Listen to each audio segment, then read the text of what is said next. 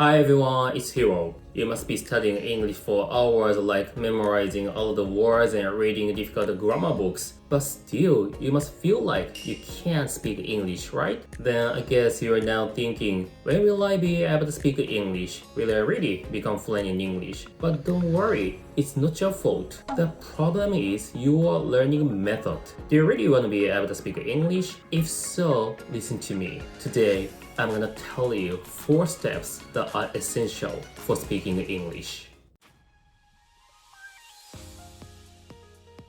The first step is vocabulary plus pronunciation. If you don't know any English words, you can't say anything, right? That's why you've got to get enough vocabulary for conversation first. Now, let's recall your childhood memories. You learn the Japanese words by repeating your parents' words, right? For English, you've got to do the same thing. The important thing is that you learn English words with their correct sounds. For example, look at this word. I'm sure all of you already know the meaning of this word. Yes, it's a lingo in Japanese.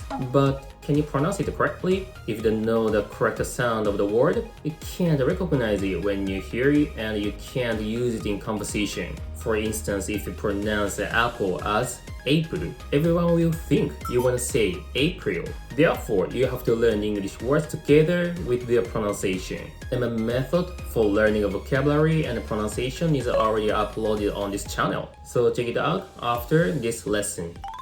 The second step is grammar plus memorization of correct sentences. Grammar is not only for students' examinations, but for facilitating conversations. When you memorize useful example sentences from grammar books, you can use and change them for your communication. It's the same way that you learn Japanese as a child. For example, when you see this sentence, I have a pen, you can change it to I have a brother, I have a car, and stuff like that. Then, after you learn other grammar rules, you can mix them. For instance, I have a brother who lives in Japan. By making correct sentences and speaking them, grammar becomes automatic. And guess what? You need a vocabulary and pronunciation for this method.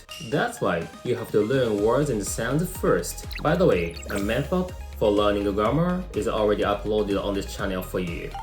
The third step is instant translation plus memorizing sentences that you make. You see a simple Japanese sentence and instantly change it in English. For example, when you see 私はコーヒーを飲みます, you can translate it as I drink coffee. At first, it's slow, but with practice, your brain starts to respond instantly. You can use Japanese sentences from your vocabulary and grammar books first. After that, you've got to make Japanese sentences that you want to say, and then translate them into English and memorize them. In this way, your brain becomes able to translate what you want to say in Japanese into English so rapidly.